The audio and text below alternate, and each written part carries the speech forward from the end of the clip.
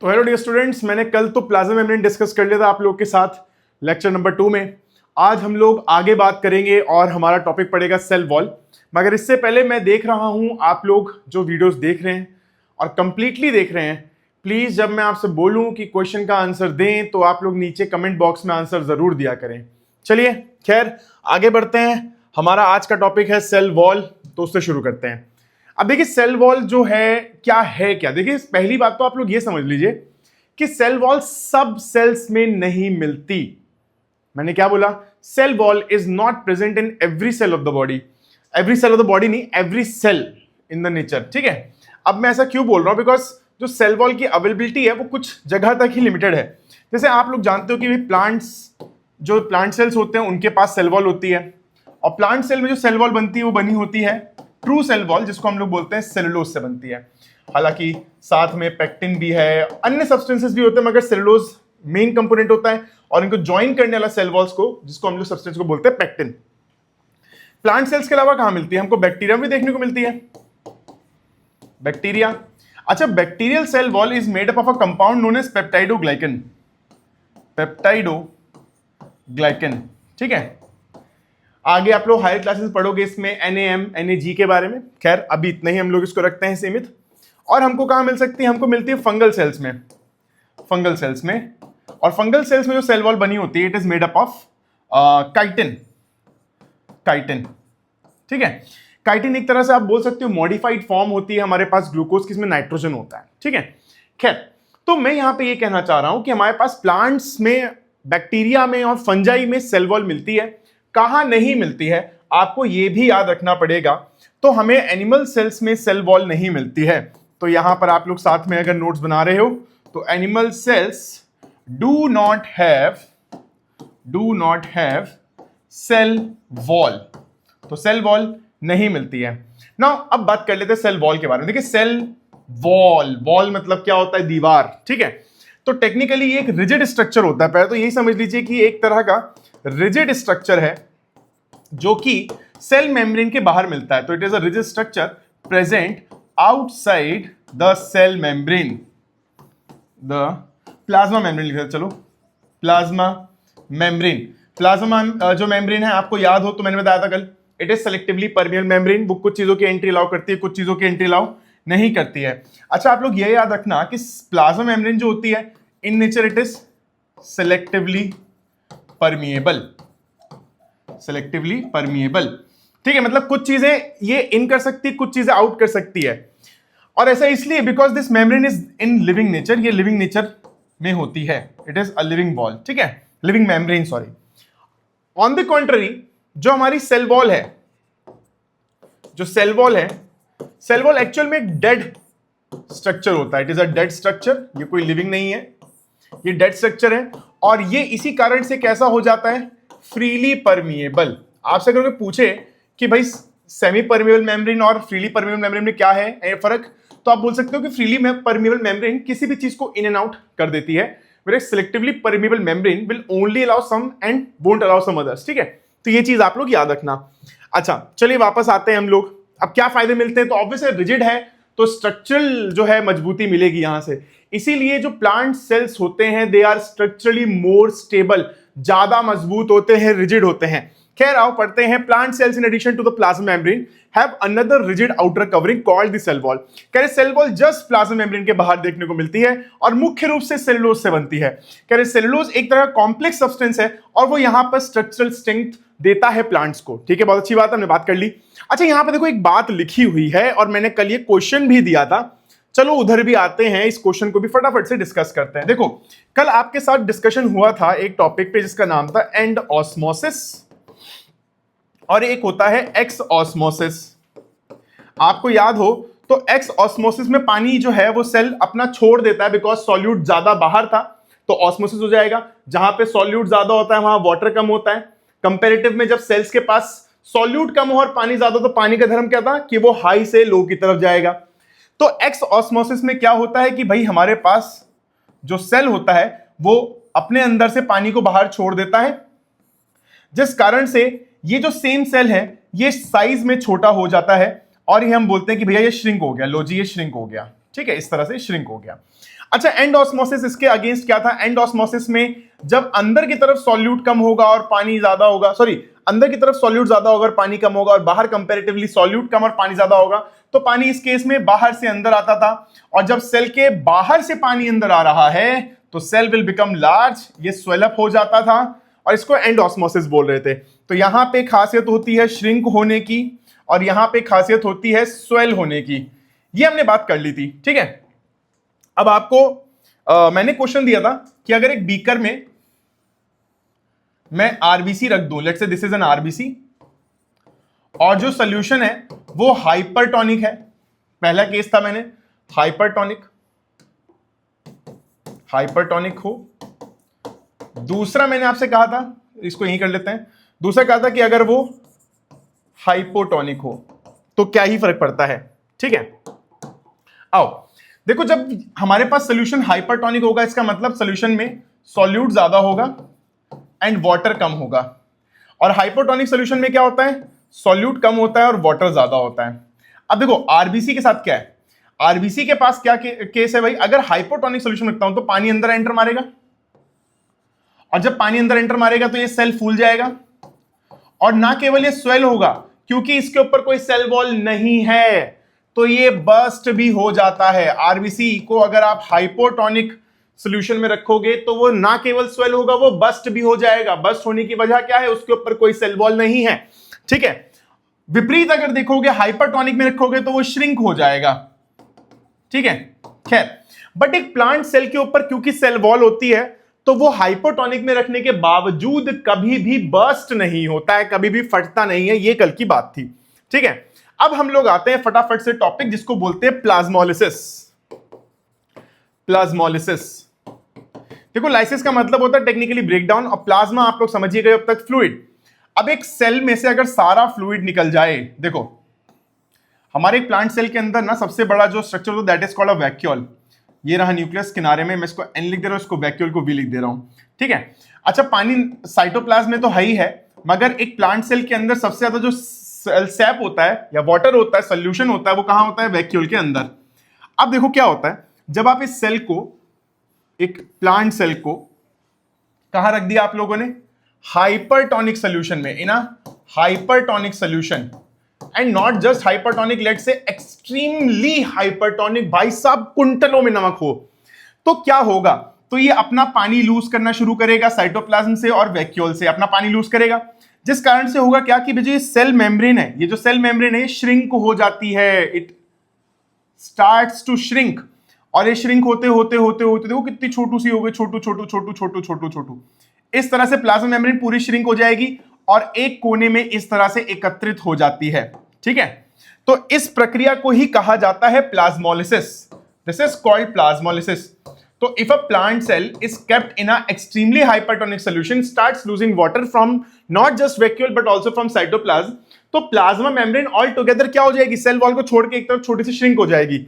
In fact जो ये hypertonic solution है, it will also enter in this space, ये यहां पर भर जाता है। हाइपरटोनिक जो सॉल्यूशन होता है वो सेल वॉल के अंदर इस बनी हुई जगह में चला जाता है। तो ये है हमारे पास गतिविधि जिसको बोलते हैं प्लाज्मोलिसिस, ठीक है। आ जाओ जी। खैर मैं आपको बताता एग्जांपल अचार बनाने के, जैम बनाने के, बट अभी हमारा डिस्कशन इतना नहीं कर सकते। कह रहे हैं कि भाई देखो सिंपल सी बात है सॉरी, कि plant cell loses water through osmosis, there is shrinkage और contraction of the content of cell wall away from the cell wall. आपने देखा सेल वॉल से टूट के अलग एक जगह छोटा सा इकट्ठा हो गया। इसी फिनोमिनन को हम प्लाज्मोलिसिस बोलते हैं, और आप इस एक्टिविटी में कह रहे हैं आप करके भी देख सकते हो। खैर ये हम एक्टिविटीज बाद में डिस्कस करेंगे, तो हमारा कंसर्न अभी ये नहीं है, ठीक है। अब यहां पे देखो क्या बात लिखी, मैंने जैसे आपको पहले बताया कि किसकी सेल वॉल किससे बनती है, आप लोग याद रख सकते हो। प्लांट्स की सेल वॉल बनती है सेलुलोज से, फंगस की बनती है काइटिन से, और बैक्टीरिया की बनती है पेप्टाइडोग्लाइकिन से। तो लिखा हुआ है कि भाई सेल वॉल्स जो होती हैं permit the cells of plant fungi and bacteria to withstand a very dilute या hypotonic external media without bursting। मैंने आपको पहले बताया, देखिए जब पानी खूब सारा अंदर आएगा तो टर्गर प्रेशर बढ़ता है और चांसेस हैं कि सेल फट सकता है, मगर जब सेल वॉल होती है तो हमारे पास सेल्स नहीं बस्ट करते हैं। कह रहे हैं ऐसी मीडिया में सेल पानी पीते रहेंगे बाय ऑस्मोसिस, स्वेल हो जाएंगे, अंदर प्रेशर बनाएंगे वॉल के अगेंस्ट, और the wall exert equal pressure. इसी को टर्जिडिटी बोलते हैं। चलो मैं तुम्हें समझा देता हूं फटाफट से, मेंशन नहीं है टर्जिडिटी का, मगर कर लो भाई फटाफट, क्या ही दिक्कत है। देखो भाई, ये मेरे पास मान लो प्लांट सेल है, ठीक है, ये रहा इसका सेल मेम्ब्रेन, ये रहा इसका वैक्यूल, ये रहा इसका न्यूक्लियस, ठीक है। अब हम कह रहे हैं कि भाई पानी अंदर आता रहेगा, लो जी पानी अंदर आ रहा है। अब जब लगातार पानी अंदर आ रहा है तो क्या होगा, अंदर फ्लूइड प्रेशर बिल्डअप होगा। अंदर क्या हो जाएगा, जो पानी आया है उसने फ्लूइड प्रेशर बिल्डअप कर दिया, ठीक है। अब ये जो फ्लूइड प्रेशर है ये किस दिशा में लग रहा है, ये लगेगा इस दिशा में, देखो सेल मेम्ब्रेन पे। अच्छा, जब ये फ्लूइड प्रेशर सेल मेम्ब्रेन पे लगेगा तो सेल मेम्ब्रेन पे प्रेशर लग रहा है, सेल मेम्ब्रेन सेल वॉल की तरफ प्रेशर डाल देगी। अब भाई अंदर से मुस्टंडा हो जाएगा, एकदम चौड़ा, खूब फूल जाएगा। इस तरह के सेल को हम बोलते हैं टर्जिट सेल, टर्जिट सेल, ठीक है। और जो ये प्रेशर की बात हो रही है दोस्तों, जो अंदर से मेम्ब्रेन वॉल पर डाल रही है, we call this pressure a turgor pressure. क्या बोलते हैं, टर्गर प्रेशर। वेरी इंपॉर्टेंट, याद रखिएगा टर्गर प्रेशर, इसको लिख लीजिएगा। तो pressure exerted by the cell membrane on to the cell wall is called turgor pressure, and a fully distended cell, पूरी रूप से मोटा मुस्टंडा ये सेल कहलाता है एक टर्जिट सेल। अच्छा, इसके विपरीत क्या होता है, सुनना मेरी बात। इसके विपरीत होता यह है भैया कि जब ये अब सेल मान लो कोई प्रेशर नहीं लगा रहा है, तो अब कोई प्रेशर नहीं लग रहा है तो ये सेल काफी मतलब फ्लफी सा हो जाएगा, सोचो मतलब इसको दबा सकते हैं ऐसे ऐसे। अब क्योंकि कोई प्रेशर नहीं है, such a cell is called a flaccid cell, flaccid cell बोलते हैं इसको, तो फ्लैसिड सेल, ठीक है। अच्छा, फ्लैसिडिटी के बाद जब पानी इतना निकल जाए, इतना निकल जाए तो प्लाज्मोलिसिस आने लगता है। आप समझ गए ना मेरी बात, चलो भाई ठीक है। तो आपको मैंने ये भी समझा दिया कि क्या कंटेंट क्या होता है। तो देखो ये लिखा हुआ है, कह रहे हैं इनके पास, इन सेल्स के पास वॉल है इसलिए ये इतना हाई प्रेशर जो है झेल लेते हैं, मगर एनिमल सेल्स नहीं झेल पाते, ठीक है। खैर आ जाओ, देन एनिमल सेल्स लिखा, okay. Now moving on to the nucleus. Nucleus, इससे पहले मैं आपको आगे बात बताऊं तो न्यूक्लियस ये जो शब्द है और ये जो स्ट्रक्चर है, ये किसने डिस्कवर किया था, किसने ये स्ट्रक्चर न्यूक्लियस डिस्कवर किया था, उनका नाम था रॉबर्ट ब्राउन। याद आ रहा है, इस चैप्टर के बिल्कुल शुरुआत में ही हम लोगों ने पढ़ लिया था। अब देखो यहां पे ये एक एक्टिविटी बता रहे हैं जो पीछे आप लोगों ने करी है। फिर अलग अलग कह रहे हैं कि जो रीजन होते हैं स्टेन करने के बाद अलग अलग कलर पकड़ते हैं। कह रहे हैं कुछ रीजन जो होते हैं वो ज्यादा डार्क दिखते हैं स्टेनिंग के बाद then the other reason. Apart from iodine solution हम लोग सैफरनीन का इस्तेमाल भी कर सकते हैं या फिर मेथाइलिन ब्लू का भी इस्तेमाल कर सकते हैं सेल्स को स्टेन करने के लिए, ठीक है। स्टेनिंग की बात चल रही, न्यूक्लियस अभी टॉपिक खैर शुरू हुआ नहीं है। चलो इसके बाद देखें, फिर से एक एक्टिविटी आ गई है और यहां से हमारा टॉपिक न्यूक्लियस का शुरू हुआ है, ठीक है। अब मैं आपको ना यहीं पे, अब ये लास्ट टॉपिक है न्यूक्लियस आज का इस लेक्चर का, ठीक है। अब हम लोग केवल न्यूक्लियस पढ़ने वाले हैं, तो फुल फोकस के साथ न्यूक्लियस पर ध्यान देंगे। देखो सबसे पहले जो शब्द है न्यूक्लियस, ये इसका सिंपल मीनिंग होता है सेंटर। हिंदी में इसी को केंद्रक कहा जाता है, केंद्रक, ठीक है। ये बात आप लोग याद रखना। Technically nucleus is the brain of the cell as it contains DNA, तो इसको हम ब्रेन ऑफ सेल कह देते हैं। क्यों बोलते हैं, उसकी रीजन क्या है, इट कंटेन्स जेनेटिक मटेरियल। अब देखो यहां पे जो न्यूक्लियस है वो एक डबल लेयर्ड, डबल वॉल का एक स्ट्रक्चर होता है। But see nucleus is not present in every type of cell. जो प्रोकैरियोटिक सेल्स होते हैं, जो सबसे पुराने तरह के सेल्स जो नेचर में बने थे, उनमें हमें न्यूक्लियस देखने को नहीं मिलता है। इस बात का आप थोड़ा खास ध्यान रखेंगे। हमें न्यूक्लियस की प्रेजेंस मिलती है तो केवल यूकैरियोटिक सेल्स में। आओ चलो फटाफट से हम लोग जो है न्यूक्लियस देखते हैं कैसा लगता है। तो न्यूक्लियस जैसे मैंने बोला डबल मेम्ब्रेन होता है, तो लो भाई डबल मेम्ब्रेन बना देते हैं फटाफट से। पहले तो भाई देखो मेरे डायग्राम शायद आपको उतने अच्छे नहीं लगे जितने आपके स्कूल की टीचर या अन्य टीचर्स बनाते होंगे ऑनलाइन, बट काम हो जाएगा आपका, ठीक है, काम में कोई दिक्कत नहीं होगी। तो देखो डबल लेयर्ड मैंने स्ट्रक्चर बनाया, पहली बात तो ये हो गया। फिर अब मैं क्या करने वाला हूं ना, एक्चुअल में इसके जस्ट बाहर से ही एंडोप्लाज्मिक रेटिकुलम जो है कंटिन्यू हो रही होती है, तो मैं यहां पे इसके लिए जगह छोड़ देता हूं। अब अंदर बात करते हैं। देखो सबसे पहली बात, जो हमारे पास यहां पे फ्लूइड मिलेगा उस फ्लूइड को कहा जाता है न्यूक्लियोप्लाज्म। चलो न्यूक्लियोप्लाज्म पढ़ लेते हैं। तो मैं देखो यहां पे ये मैंने पूरे में न्यूक्लियोप्लाज्म भर दिया, तो सबसे पहली चीज न्यूक्लियोप्लाज्म, ठीक है। अच्छा, इस न्यूक्लियोप्लाज्म में मुझे हमारा जेनेटिक मटेरियल देखने मिलता है। देखो, आपको एक सेल के अंदर जब न्यूक्लियस दिख रहा होता है तो न्यूक्लियस तभी दिखता है जब एक सेल डिवाइड नहीं कर रहा होता है। तो आपको जेनेटिक मटेरियल कुछ इस तरह की फॉर्म में, जिसको हम क्रोमैटिन बोलते हैं, दिस इज क्रोमैटिन, इस फॉर्म में देखने को मिलता है। तो ये बात आप दिमाग में रखना। तो क्रोमैटिन हो गया। क्रोमैटिन क्या होता है? क्रोमैटिन एक्चुअल में मेनली हमारा डीएनए होता है, इसके साथ एक प्रोटीन होता है जो इसको बांध के रखता है, and that proteins name is histone, जो इसको संजोए रखता है, ठीक है। अच्छा, क्रोमैटिन हो गया। अच्छा, हमारे पास इसके अलावा यहां पे एक और रीजन होता है। देखो, मैं थोड़ा सा इसको डार्कली स्टेन कर देता हूं, ये ज्यादा स्टेन पकड़ता है ना, इस पे कोई मेम्ब्रेन नहीं है, आप देख रहे हो बस डार्कली स्टेन हो रहा है। इसको कहा जाता है nucleolus. This is nucleolus. Okay, समझ में आ रहा है? तो क्रोमैटिन क्या है? क्रोमैटिन होता है डीएनए और हिस्टोन का मिश्रण। ये हम लोग को एक नॉन डिवाइडिंग सेल में देखने मिलता है। क्रोमैटिन कब दिखता है? जब एक सेल डिवाइड नहीं कर रहा होता है।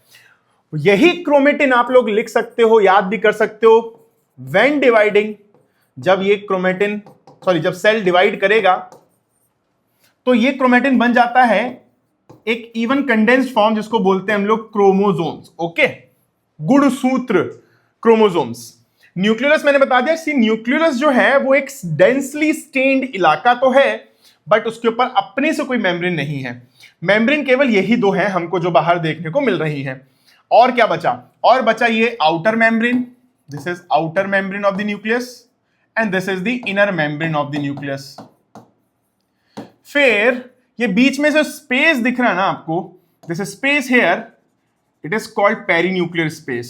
This is called perinuclear space. चलो इसको भी लेबल कर देते हैं, पेरीन्यूक्लियर स्पेस, ठीक है, स्पेस। नाउ पेरीन्यूक्लियर स्पेस के जस्ट बाहर जो होती है हमारी, मैंने आपको बताया जैसे कि भाई हमारी कौन चालू हो जाती है? Nuclear membrane. ओके, तो हम लोग न्यूक्लियर मेम्ब्रेन बनाते हैं। देखो, न्यूक्लियर मेम्ब्रेन के जस्ट बाहर कौन चालू होता है? Endoplasmic reticulum. तो एंडोप्लाज्मिक रेटिकुलम ऐसे चालू हो जाता है ना, इस तरह से आपने पढ़ा होगा।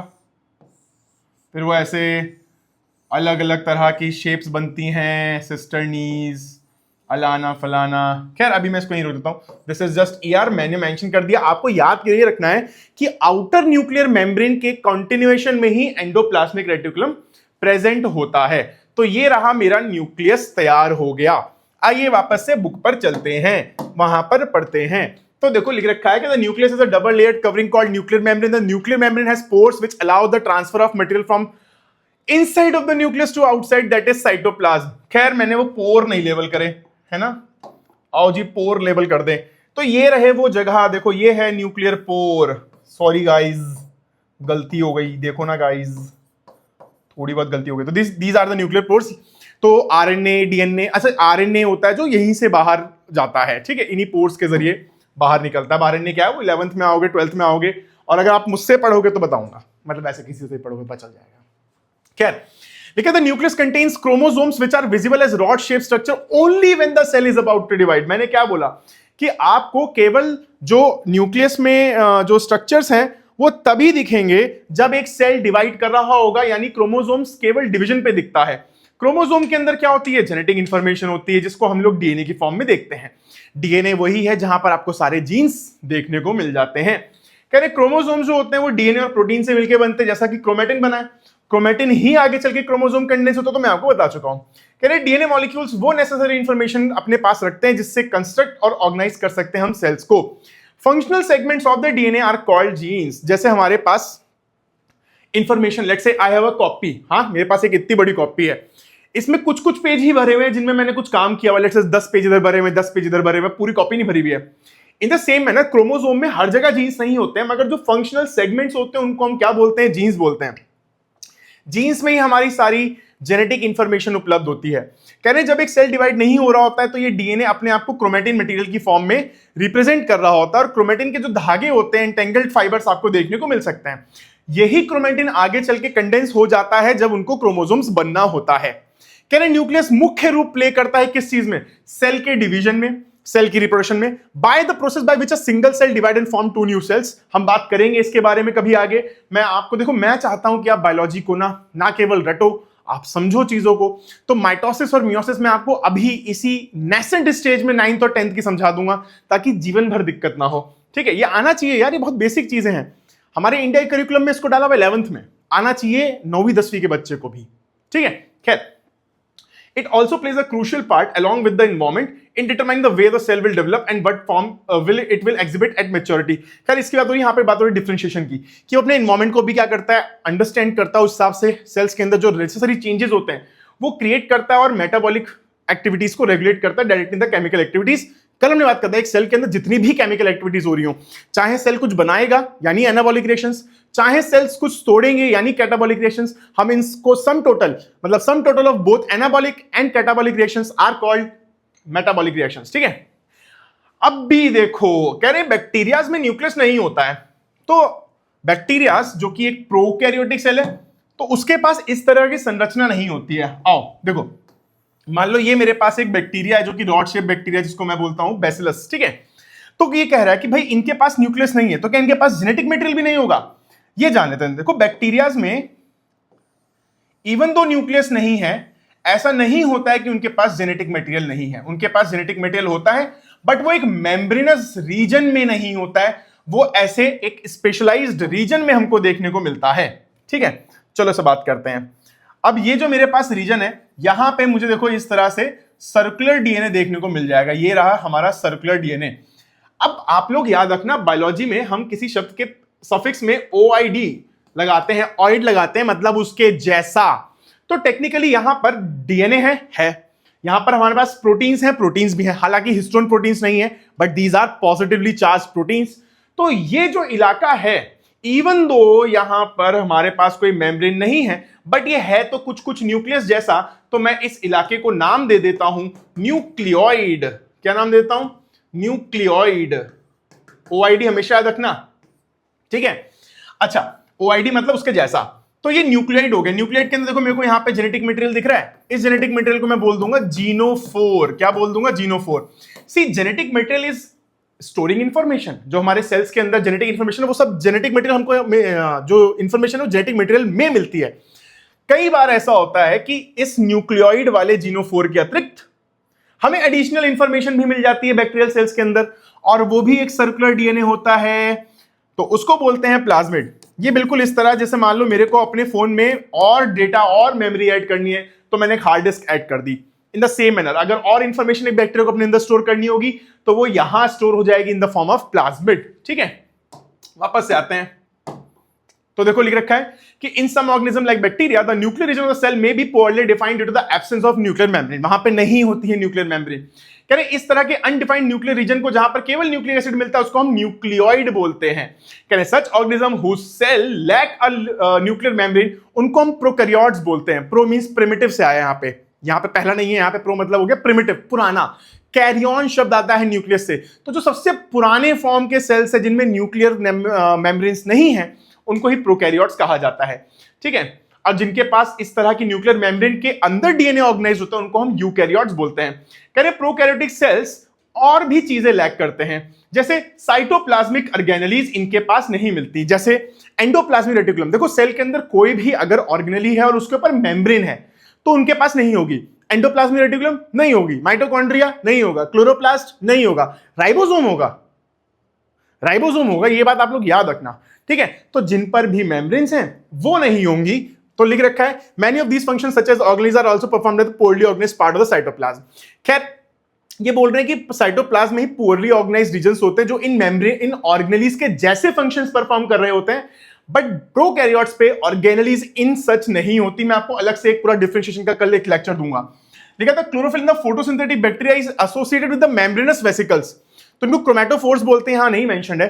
अब से यूकैरियोट में हमारे पास जो क्लोरोफिल होता है वो एक बहुत अच्छे स्पेस में क्लोरोप्लास्ट में प्रॉपर्ली थाइलाकोइड के अंदर ऑर्गेनाइज्ड होता है, बट यहां पे बैक्टीरियाज में जो क्लोरोफिल होता है वो स्पेस तो है नहीं इनके पास, मेम्ब्रेन्स तो है नहीं इनके पास, तो वो अपनी सेल मेम्ब्रेन में ही पुअरली ऑर्गेनाइज कर लेते हैं। क्रोमैटोफोर्स इन जगह को कहा जाता है। अब ये आपको दिखाया जा रहा है, देखो ये न्यूक्लियोइड, देखो डीएनए विने दिख रहा है आपको। ठीक है। अब देखो यहाँ पे जो भी चीजें बनेंगी वो सेल मेम्ब्रेन के ही इंक्लूजन से बन जाती हैं।